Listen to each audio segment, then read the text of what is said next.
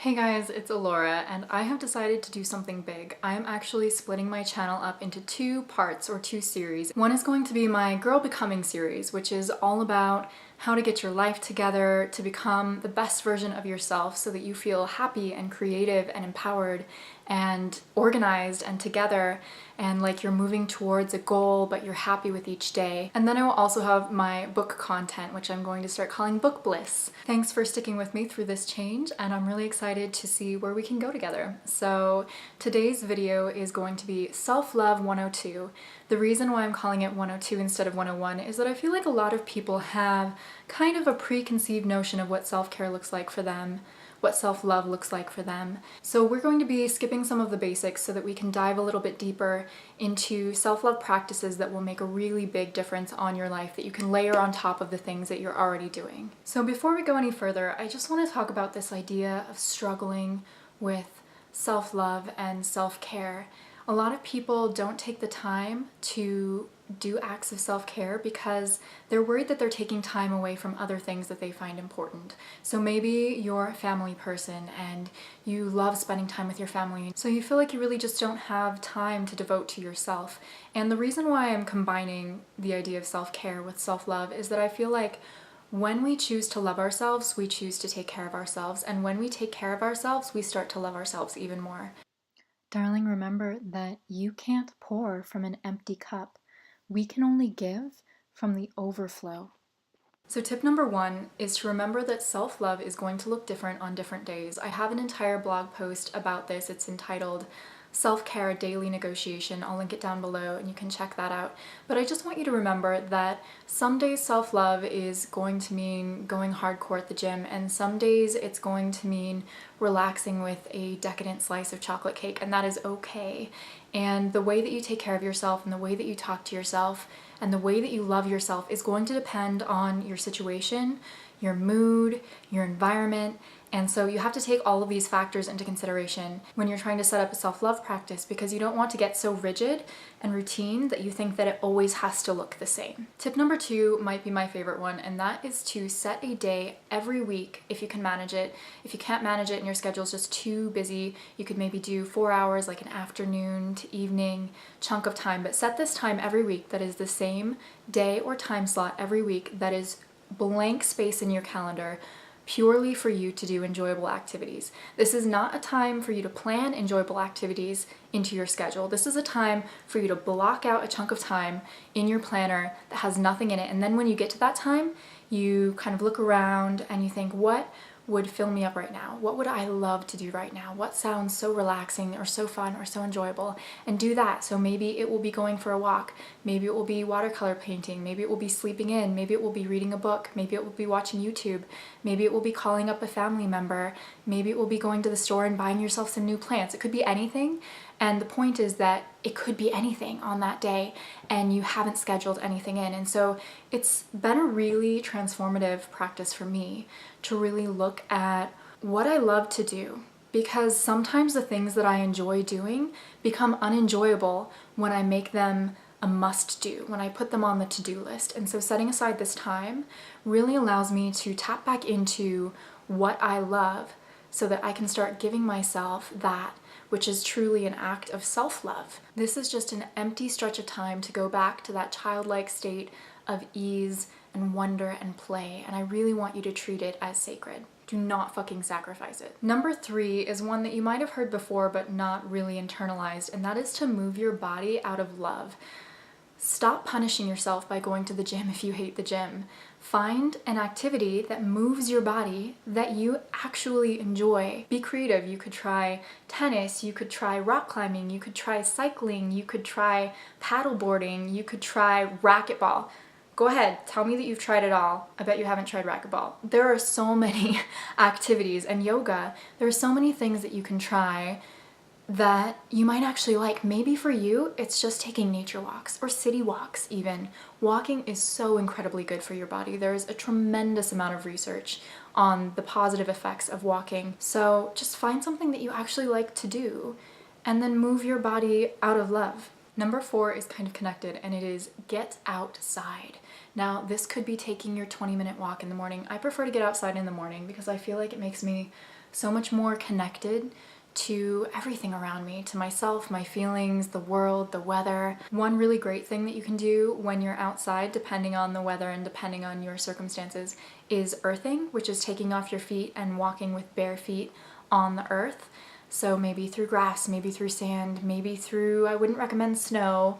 I'm an Alaska girl, so half of the year this really isn't a relevant tip. But in a lot of places you can find grass, you can find dirt, you can find a trail, you can find somewhere where you can just put your feet on the ground and connect. And again, there's research on earthing and the way that the ions transfer. Maybe I'll go ahead and link something down below so that you can check it out. Tip number 5 is to buy yourself flowers. Now you could take this in the literal sense. I love buying myself flowers, but in a more heart-centered or even intellectual approach, the idea of buying yourself flowers is to stop depending on other people to create your joy. This is such a big topic. Again, I wrote a blog post on this, The Art of Buying Yourself Flowers, which I'll also link down below. I really liked that one.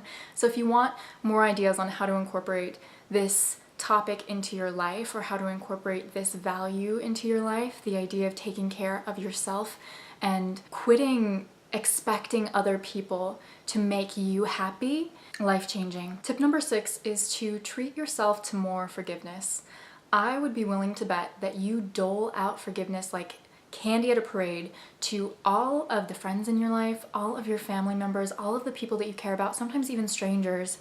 Someone does something that pisses you off and you think, oh, okay, maybe they're having a bad day, or somebody hurts you and you love them and so you forgive them anyway. But I'm willing to bet that you give that so much more to other people than you do to yourself. And that's such a shame because you are the only person that will experience your whole life with you. You're the person that needs your forgiveness the most. You're the person who knows all of the trials that you've been through, knows all of the things that you've overcome, knows all of your greatest strengths, and should be able to forgive yourself for your weaknesses. No one's perfect. Please stop trying to hold yourself to impossible standards. It's wonderful to have dreams and goals and a vision for your life and certain expectations on yourself, but you also need to accept that every day is not going to be a perfect day. Every day is not going to be a day when you eat perfectly and go to the gym and get all of your to-do lists done. And it's okay. Every day is not going to be a day when you are loving to the people that you love. And that's okay.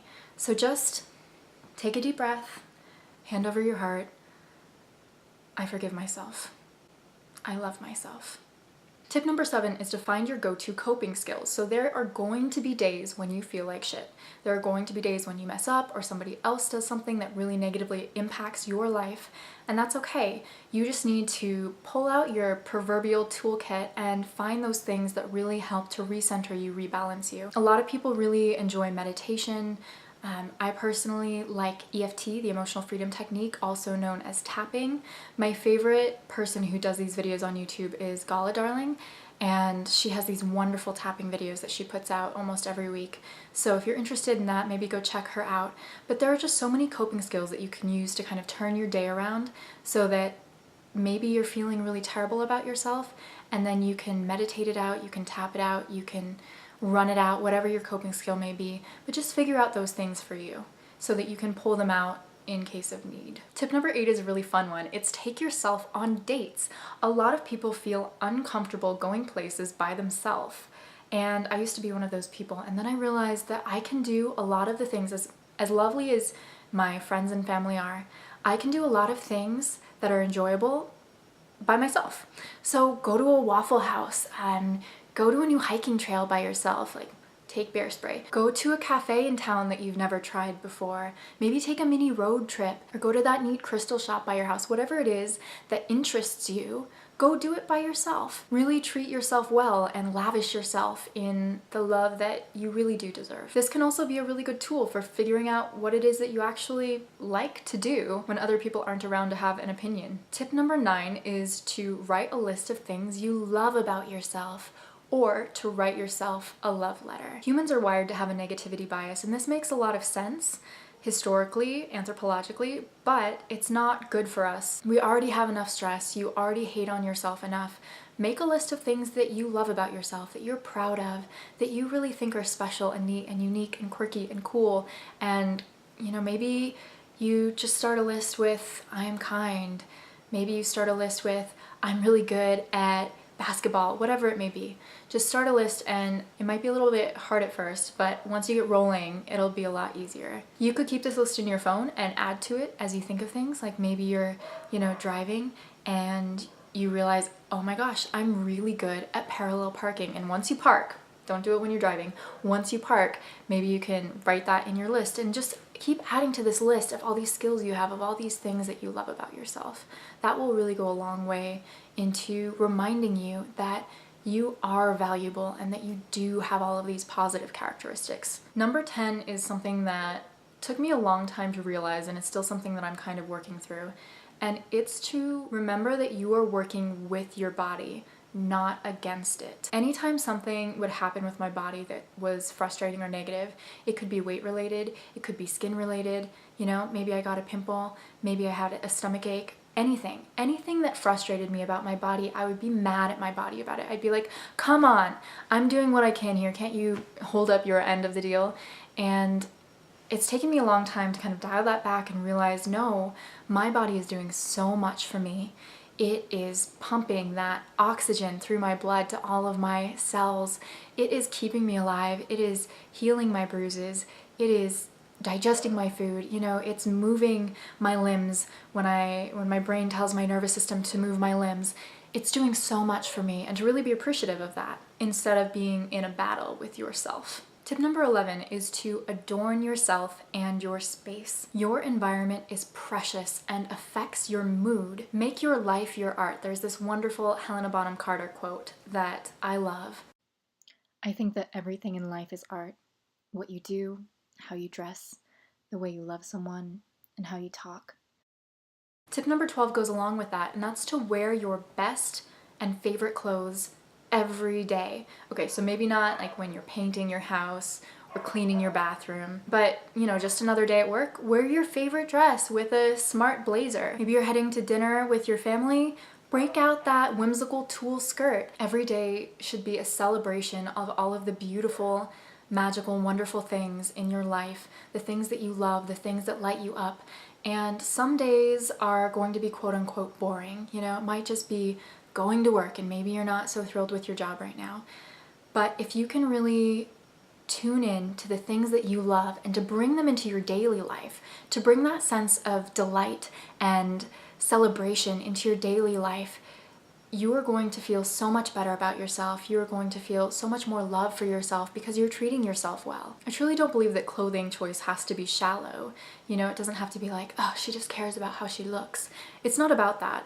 It's about how they make you feel, and it's about surrounding yourself with beauty. Another great segue here for number 13 is to actively make moments special and to celebrate even your small wins and accomplishments. Light your favorite candle, buy a slice of cake, crack open your favorite bubbly beverage, scatter some rose petals. Turn your everyday life into a series of beautiful rituals. This is really a great way to take care of yourself and show yourself love. Show that you really respect yourself, that you're proud of yourself when you do accomplish things. To wrap it up with tip number 14, I wanted to bring it back around to your connections and the other people in your life. Find your tribe. Don't settle for people in your life that don't actively light you up, love you, and support your dreams and interests. As always with these Girl Becoming videos, I'm going to provide you with a list of some of my favorite resources on whatever the topic is that we're discussing. So today it's self-love/self-care. So I'll put some books, I'll put some podcasts, I'll put some really neat gals that you can check out and follow right here for you on the screen and also down below. Thank you so much for watching this video. I'm really excited to be here with you all, and I'll see you soon with another video. Love you.